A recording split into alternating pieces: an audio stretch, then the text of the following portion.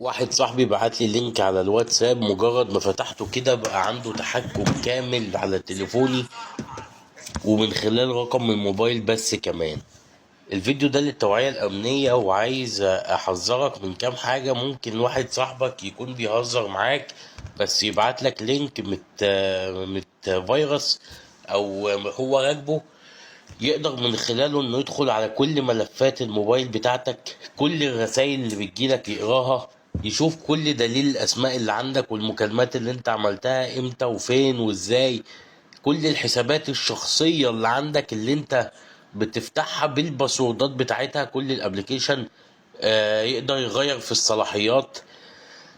يقدر يتفرج عليك دلوقتي لايف وانت بتعمل ايه على التليفون. يعني انت تبقى ماسك التليفون بتكلم حد في الشات وهو قاعد بيقرأ معاك الشات من غير ما انت تحس.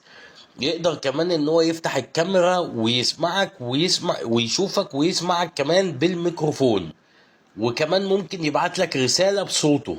انت متخيل اللي احنا ممكن نوصل له بأداة زي دي؟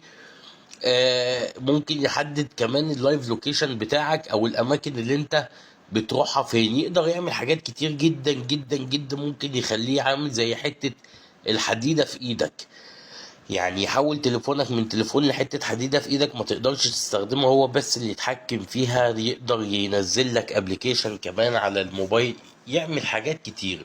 طبعا انا دوري ان انا اوعيك واحذرك من حاجة زي دي.